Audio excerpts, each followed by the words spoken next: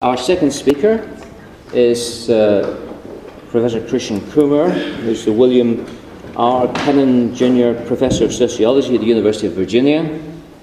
And he's written a number of quite canonical works now on revolution, prophecy and progress, the sociology of industrial and post-industrial society, utopia and anti-utopia in modern times, and 1989, revolutionary ideas and ideals. He's also written a very distinguished, made a very distinguished contribution to the study of nationalism in his The Making of English National Identity, on which there was a debate, an Asian debate a number of years ago. So, again, an ideal speaker for this conference. Thank you very much.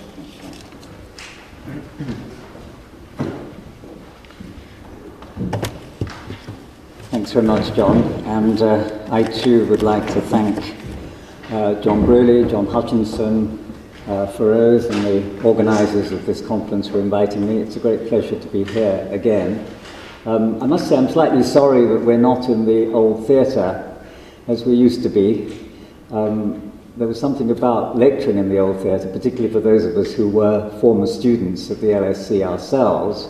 I remember listening to Ernest Gellner, Ralph Miliband, Bernard Crick in particular, those three who were my teachers at the LSE. And in many ways, this conference has always reminded me of their thinking. Of course, Ernest Gellner above all, whom we were remembering yesterday, but I'd like to put in a particularly strong word for Ralph Miliband too, who died quite some time ago, and Bernard Crick, who was the one I got to know best of all, who died actually, I think, just a couple of years ago. Their work, their conversations stayed with me very much in both these themes of nationalism and revolution, so I would very much like to remember them today. I suppose to start off with, we should note that there is, my title, by the way, just to make clear what I'm going to talk about, is Nationalism and Revolution, Friends or Foes. I suppose to start off with the friendship between them. I think most people have always assumed that there's a kind of natural, almost intrinsic connection between nationalism and revolution, kind of elective affinity between them, to use that expression of Goethe that Weber liked so much. When we think of the fact that so many nations claim to have been born of revolution, the Americans think of themselves as having been formed by the American Revolution of 1776, the French by the French Revolution of 1789, the strong nationalist elements in the revolutions of 1830 and 31, particularly in Belgium and Poland. The Poles are active again in 1846, again raising the nationalist flag. 1848, the springtime of nations, clear connections there between revolutions and nationalism. The revolutions, the very scattered group of revolutions from 1918 to 1919 that in many cases set up new nation states under the principle of self-determination. And I think interestingly, even the communist revolutions, which almost by definition are internationalist, the Bolshevik Revolution of 1917, the Chinese Revolution of 1949, can be said to be also nationalist revolutions.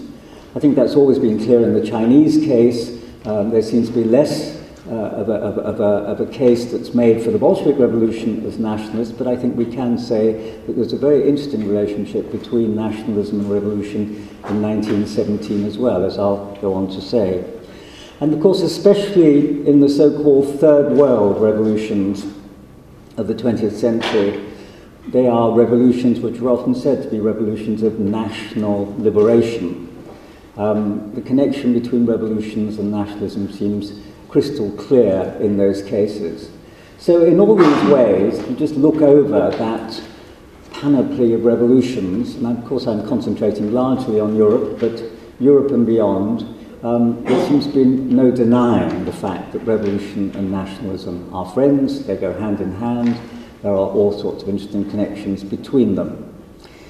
I don't want to deny that, at least in this talk, but I do want to stress particularly the divergence.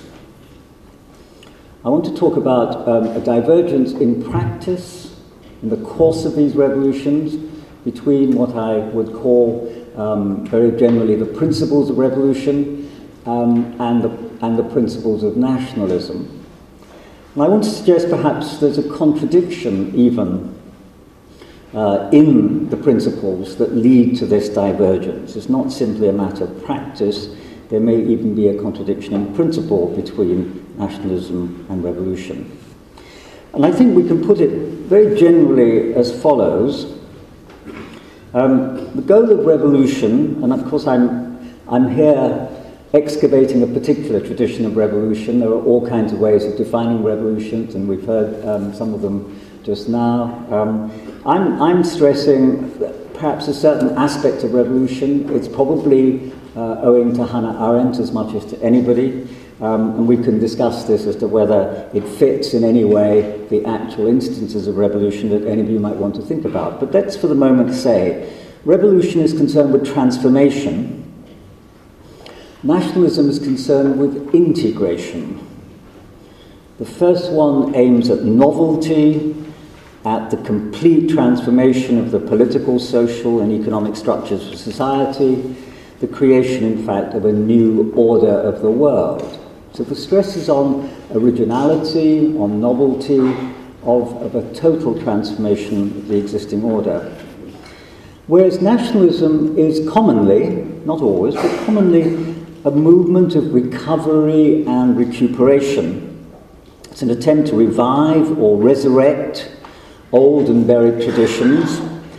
And even when it invents, as it often does, as we all know, it's the invention of tradition. The inventiveness consists in pretending or manufacturing a tradition. Again, it's looking back to the past rather than the future. In that sense, nationalism can't do without history, whereas revolution often aims to break out of history, to end it, to go beyond history. History is seen as a drag, as a nightmare, weighing on the brains of the living, as Marx put it. So you want to break out of it. Marx talked about the revolution as getting rid of the muck of ages. Now, I don't think any nationalist can say that. Historical muck is the substance of nationalism. To get rid of history is in a way to obliterate the whole nationalist project. So right from the start, it seems to me, there's a kind of divergence in principle between what revolutions typically aim to do and what nationalism has typically aimed to do. So that's my general point here, is that there is this kind of contradictory relationship between the two. And I want to look at three examples of revolution, to look at the interplay of nationalism and revolution in these three cases. Rather like David Martin last night, I'll probably find out that I managed to get through two and then have to scramble through the third, but I'll at least try and mention all three. The three examples I have in mind are the 1789 French Revolution, the 1848 revolutions, and the 1917 Bolshevik Revolution. Let's start then with nationalism in the French Revolution of 1789. The best known, the best studied, so we have lots of stuff to draw upon, and that's in a way partly why I choose these examples. Not being a historian, I'm dependent very much on the work of historians, and there is just such a massive amount written, certainly about 1789, also about 1917, and a pretty reasonable amount about 1848 as well, including by a number of people who are sitting here in the audience today. So starting with the French Revolution of 1789, initially it's a movement, as we all know, aiming not just at the liberation of the French, but of the whole of humanity, with the French seeing themselves as being in the vanguard. So initially the revolution is cosmopolitan. It's not nationalist at all. It aims at the liberation of the whole of humanity, symbolized, best of all perhaps, in the Declaration of the Rights of Man and of the Citizen. There's no conflict between what the French tended to call at that time patriotism rather than nationalism, There was no conflict between patriotism and cosmopolitanism. It was an Enlightenment project still in the early stages of the revolution. But as the revolution proceeds, and again I'm simply here putting together a very conventional account, I think, not a controversial account of the French Revolution, as the revolution proceeds, increasingly French nationalism takes precedence over the rights of others. Natural rights become national rights. The rights of man become the rights of the nation rather than of humanity as a whole. I think here we should consider the really seminal importance of the work, What is the Third Estate, by the Abbé Sieyès, which initially for some time being regarded as a kind of bourgeois document about the revolution, I think has increasingly been seen as the central theoretical statement about what the revolution was all about in the end. And particularly important here is what Sieyès has to say about the nation. The nation, says Sieyès, is prior to everything. It is the source of everything. Its will is always legal. Indeed, it is the law itself. We must conceive the nations of the world as being like men living outside society, or in a state of nature, as it is called. The exercise of their will is free and independent of any civil form. Now that's a really dramatic statement about the nature of the nation and what it can do, untrammeled by any laws, it seems, in a state, almost in a Hobbesian state of nature, where only the will of the nation matters. It's a force of formidable power, one that brooks no resistance internally, but also refuses to recognize any law between nations. At the same time, it seems to me, it encourages a sometimes narrowly conceived attachment to one's own nation, to the detriment of the rights of other nations.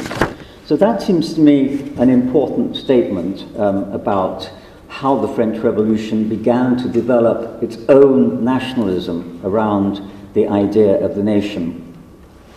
If we contrast the 1789 Declaration of the Rights of Man with the 1793 Declaration of the Rights of Man, the one that was formulated by the Girondins, we see, I think, very clearly the shift that's occurred in the course of the revolution from universality to nationalism. Robespierre, who was the main opponent of this reformulation, the one who most insisted on the cosmopolitanism of the French Revolution, the need to see France as being simply in the lead of a worldwide movement of liberation, Robespierre protested against this new Declaration of the Rights of Man that the Girondins were proposing in 1793. He says, "It would seem that your declaration has been drafted for a human herd planted in an isolated corner of the globe, and not for the vast family of nations to which nature has given the earth for its use and dwelling." And his own counter-declaration of rights, which was not adopted, contained the following articles. "The men of all countries are brothers, and the different people should help one another according to their means, as if they were citizens of the same state. Whoever oppresses one nation declares itself the enemy of all others." So that's the kind of way in which Robespierre and certain other cosmopolitan activists in the course of the French Revolution, the very interesting figure of Anacharsis Clootz, a Prussian nobleman who turned up at the convention and pronounced Paris the capital of the city of the world, not of France, but of the world, encouraged the war of liberation to create a world state, with Paris as its centre. This is the initial surge of the French Revolution, which is then undermined by the increasing emphasis on the rights of the French nation over those of the other. Again, if we contrast the Constitution of the year 1795, the Constitution that was inaugurated by the Directory of the year 1795 after they'd overthrown the Jacobins, contrast that with the Constitution, the earlier Constitution of 1793, we see a restriction of sovereignty and attenuation of the democratic principle of the early French Revolution, and again a stress on national sovereignty over the rights of man, over the rights of all citizens. And I think it's within this context that we should understand how the word nationalism itself came to be coined. I said that the French were more inclined to use the word patriotism than nationalism for most of the revolution, and that's true. They certainly talked about the nation, but not nationalism. The term that was most common was the 18th century term patriotism for most of the revolutionaries. But in 1798, and according to Jacques Godechaux, this is really when the word nationalism first comes into the political lexicon. It's in the work of a man, Abbé Barruel, an opponent at that point of what the French Revolution was becoming. And this is what he has to say about nationalism. Nationalism, he said, and he's here commenting on the course of the French Revolution, nationalism, or love for a particular nation, amour national, took the place of love in general, amour général. With the division of the globe and of its states, benevolence was restrained within certain limits, beyond which it could no longer trespass. Then it became a merit to extend the bounds of states at the expense of neighbouring ones. Then it was permissible to scorn foreigners, to deceive them and to offend them. This virtue was called patriotism. And he was styled a patriot who, just towards his countrymen and unjust to others, was blind to the merits of strangers and believed the very vices of his own country to be perfections. So that's Barruel's interest. I think it's fascinating that the word nationalism comes in here in this very pejorative, in this very critical sense, as if to say nationalism has taken over the revolution. The revolution has been overwhelmed by this exclusivity, this selfishness, the self-centeredness of the nationalist principle has overtaken the enthusiasm and the humanity of the revolution as a whole. And I want to conclude this comment on the French Revolution also, as the previous speaker, with a quotation from Hannah Arendt. This is not from her work on revolution, but from the origins of modern totalitarianism, where I think she comments very acutely on the shift that took place in the course of the revolution and the consequences of that shift.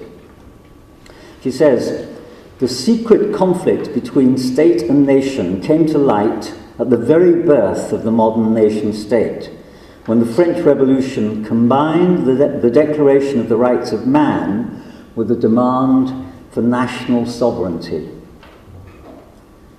The same essential rights were at once claimed as the inalienable heritage of all human beings and as the specific heritage of specific nations. The same nation was at once declared to be subject to laws which supposedly would flow from the rights of man, and sovereign, that is, bound by no universal law and acknowledging nothing superior to itself, namely, of course, the kind of definition that Sieyès provided of the nation. The practical outcome of this contradiction was that from then on, human rights were protected and enforced only as national rights, and that the very institution of the state, whose supreme task was to protect and guarantee man his rights as a man, as citizen, and as national, lost its legal, rational appearance and could be interpreted by the Romantics as the nebulous representative of a national soul, which through the very fact of its existence was supposed to be beyond or above the law. National sovereignty, accordingly, lost its original connotation of freedom of the people and was being surrounded by a pseudo-mystical aura of lawless arbitrariness. That's strong stuff, and that's Hannah Arendt's comment on what happened in the course of the French Revolution. Let's now turn to my second example, Revolution and Nationalism in 1848. I think what's interesting here is that compared to the French Revolution, the conflict between nationalism and revolution emerged very much more clearly and much more quickly in 1848 than in 1789. And this is true generally, I think. Many of the commentators on the French Revolution have said the extent to which people learnt what a revolution was through studying the French Revolution. The French themselves learnt what a revolution was. The very concept of revolution seems to have been formed by the experience of the French Revolution. So they came into it as innocents of what a revolution was and came out of it very much more mature and experienced. And everybody learnt from their experience. Theorists and practitioners all lived off the experience of the French Revolution. Trotsky remarked somewhere about the German bourgeoisie of 1848 being shabbily wise with the experience of the French bourgeoisie of 1789. And I think that's a rather nice phrase, that the knowledge that was possessed by people in 1848 affected their behavior because they had seen what had happened between 1789 and 1815. There's a kind of knowingness about the actors in the 1848 revolutions. They know what a revolution was, or at least what it's supposed to be. They also knew what the logic of revolution was, what the natural course of revolution was. And they were helped in this by further instances of revolution, the revolutions of 1830, 31, the revolutions of 1846. They were also helped now by a growing body of theory and writing about revolution in the wake of the French Revolution. I think the writings perhaps more of historians like Michelet and Guizot than of theoreticians like Marx and Engels, although we should remember, of course, that some of Marx's early writings and the writings of Engels were being written in the late 1830s and 1840s, so they were there ready for 1848. So revolution itself was by 1848 a concept that had been much discussed, theorized, talked about. People knew, they went into 1848 with an idea of what revolution was. Similarly with nationalism, you'd had again the practical experiences. The Greek War of Independence, I think, of the 1820s was probably the most important example to date of a truly nationalist movement which actually succeeded, so that here you had a demonstration of the possibilities of realizing nationalism in practice. Nationalism was a very strong component in some of the revolutions of 1830 to 31, particularly Belgium and Poland, of course, again in 1846 with the Polish uprising.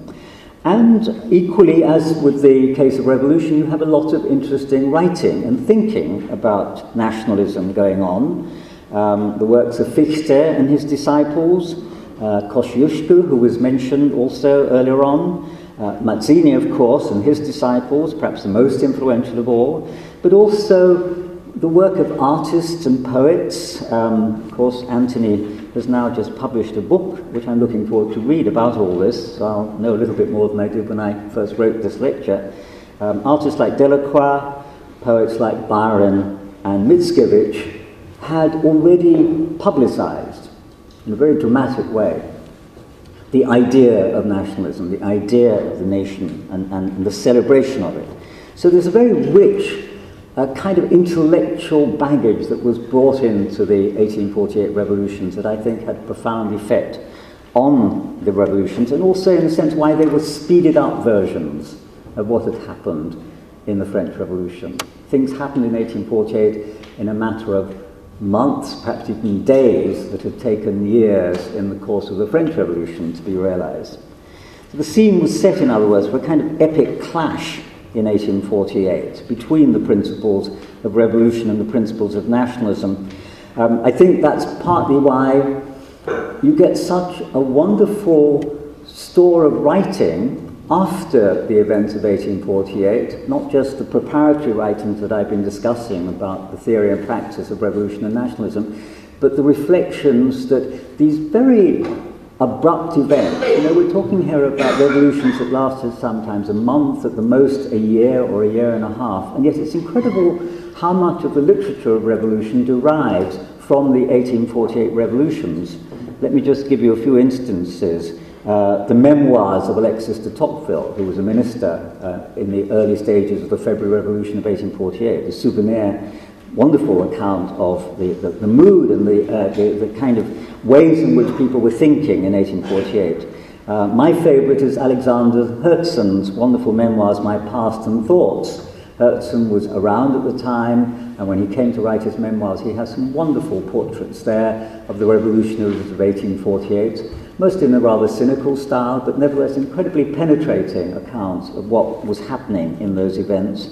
And of course, some of the best writings of Marx and Engels themselves on this Communist Manifesto of 1848, Marx's class struggles in France, Engels' Germany, revolution and counter-revolution, and perhaps the pièce de résistance, the 18th Brumaire of Louis Bonaparte by Marx. So you have this very, very rich kind of legacy of reflection that were thrown up by the events of 1848. So what were the principles of the 1848 revolutions? Well, firstly, of course, a recapitulation of 1789. That had to be a part, I would say that every revolution has to recapitulate the French Revolution. You cannot be a revolution without, in some sense, paying homage to the great French Revolution of 1789. So liberty and popular sovereignty, yes, that's the first thing. The newer thing is socialism and communism, as portrayed variously by Blanqui, by Louis Blanc, by Bakunin, and of course Marx and Engels. They become fairly early casualties, particularly in France in the great June days and the crushing of the workers' revolution in the June days. Socialism and communism will have to wait for the future. But above all, and thirdly, it's nationality. Nationality really comes into its own in 1848. It emerges, as we saw in the case of the First French Revolution, but in 1848 it's there right up front. 1848 is, after all, the springtime of the nations. Now, as in 1789, these goals initially were not seen as necessarily in conflict or incompatible with each other. They were seen as all of a piece. The manifesto of the Slav Congress of April 1848 addressed the whole of Europe in the name of the liberty, equality, and fraternity of European nations. All right, so it's still European, but nevertheless it's all European nations, not just the Germans or the Poles or the Italians. Liberty and nationality was seen as going together. It was only in the nation state that liberty could be secured and the people gained sovereignty. So here, as in 1789, a clear hope, a clear statement of both liberty and nationality, equality of nations, liberty of the individual. That is what the 1848 revolution set out to do.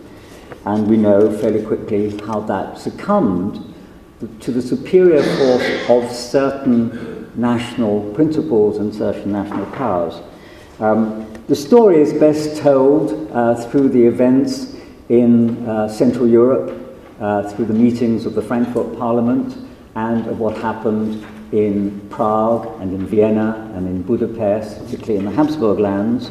I will give you just one quotation, which I think is relevant here,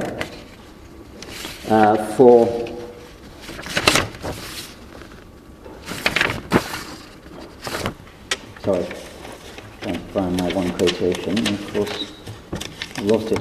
The quotation is from the German liberal Wilhelm Jordan, who talks about healthy national egotism as being the principle that has to govern the deliberations of the Frankfurt Parliament. Healthy national egotism. That phrase stands out in the whole speech by this delegate, this Prussian delegate to the Frankfurt Parliament.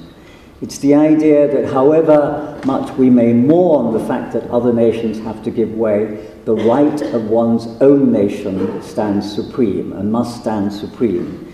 And on that basis, the Germans in Posen or Poznania, the Germans in Bohemia, the Germans in Austria have to recognize that their rights must triumph over the rights of all the other people. It must triumph over the rights of the Poles in Posen. It must triumph over the rights of the Czechs in Bohemia. It must triumph over the Slovenians of Austria.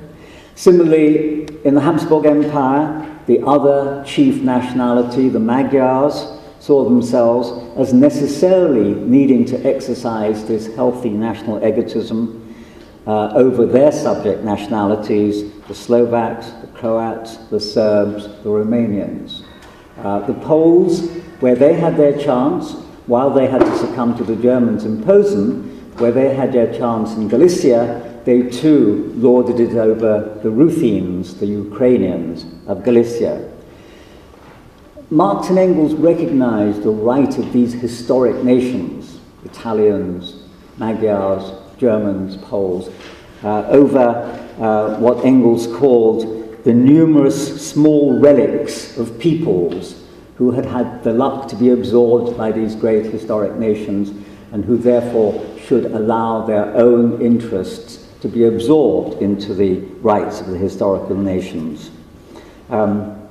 Lamartine in 1848 saying we were sorry we can't go to the aid of Poland as we all said we would. Everybody was all for resurrecting Poland and bringing Poland back to the frontiers of the pre-1772 partition. But alas, he says, Lamartine says, we love Poland, we love Italy, we love all oppressed nations, but most of all we love France.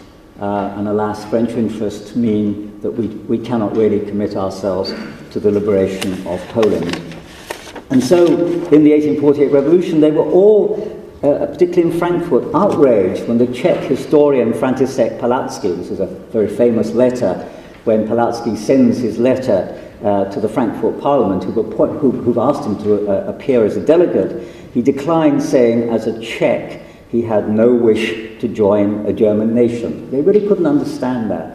After all, Palacký spoke perfect German. He wrote many of his works in German. Why on earth was he now claiming that he was different from all the other Germans of Bohemia? So, in 1848, the clash between revolution and nationalism appears very, very quickly, and nationalism very, very quickly, it seems to me, overrides the early hopes of, again, liberating all the nations of Europe rather than just a particular section of them. And very finally, I knew I would have to rush with the last example of the Russian Revolution. This is an ironic reversal of what I've been saying so far. In the first two cases, 1789 and 1848, you get revolutionary principles which are cosmopolitan, international, if you like, being overwhelmed by the force of nationalism as an exclusionary and oppressive principle. In the Bolshevik Revolution of 1917, you get quite the opposite, interestingly enough. It is, of course, announced as an internationalist revolution. The Bolsheviks declare nationalism to be a bourgeois ideology, reactionary, diversionary, aiming at suppressing the consciousness of the working class. And initially, the Bolshevik Revolution expects its own revolution to be simply the spark that ignites revolution all over the developed world. So that, as Lenin and the others first thought, the Bolshevik Revolution couldn't possibly survive unless there was an accompanying world revolution. Well, we know what happened to that. They had to start constructing socialism in one country fairly quickly. We also get nationalism emerging in two very interesting ways. One, you get the Well, first of all, I want to say that I think in many ways the 1917 revolution itself can be seen not just as a communist revolution, but as a nationalist revolution, in the sense that Lenin and the Bolsheviks were declaring very much as Sieyès declared in 1789 that the third estate formed the nation, not the aristocrats, not the clergy, but just the third estate. In 1917, the Bolsheviks were saying something similar. The workers and the peasants form the nation. Of course, not in this case the bourgeois elements of the third estate, but the peasants and the workers are the essence, if you like, of the Russian nation. So there is a very strong sense, it seems to me, in which 1917 can be read as a nationalist revolution as well as an internationalist one. But nationalism then appears additionally in two new forms. A resurgence of old-fashioned Russian nationalism in the late 1930s, and above all during the so-called Great Patriotic War, where Stalin feels the need to mobilize the population around some kind of nationalist ideology, and the most obvious one is Russian, the Russian language. Russian poets like Pushkin become icons of the Soviet regime in the course of the late 30s and 40s. And secondly, and this is one that's in many ways the most fascinating and has been very well studied by people like Yuri Slezkine and Terry Martin in his book The Affirmative Action Empire. The other thing was the way in which the Soviet nationalities policy set in motion a whole train of new nationalities, many of which had not even existed before, among groups that had never even thought of themselves as nations. And I'm thinking here of the policy of indigenization, Korenizatsiya, that became the central nationality policy of the Soviet Union in the 20s and the early 30s. And this is because right from the start, the Bolsheviks recognized the plurality of the groups that existed within the Soviet Union. The Soviet Union, like the Tsarist Empire before, was a multinational state, perhaps even a multinational empire. They had to come to terms with that diversity, and they did. They acknowledged quite genuinely the differences, the customs, the traditions, the cultures of the different nationalities, and they created republics around each so-called titular nationality. The Uzbeks, the Georgians, the Ukrainians all had their own republic, their own communist party, their own Academy of Sciences, their own TV and radio stations, a whole panoply of institutions that went with ethnic or national membership. They selected particular groups and particular regions and said, you are the nationality of this republic. And, as it were, built up around those nationalities a whole set of institutional complexes, which were, of course, then waiting to be exploited when the Soviet Union collapsed in, I'm moving centuries now, 1991. Nationalism didn't destroy the Soviet Union, but these national institutions were there, waiting in the wing, ready to be occupied by the previous communist elite of each titular nationality. So in many ways then, the Bolshevik Revolution starts up internationalism and ends up by a very interesting route in creating nationalities where many of them had not existed before. It's a kind of twist to the story of the relation between nationalism and revolution that has its own irony. I'll stop there. Thank you very much. Thanks very much.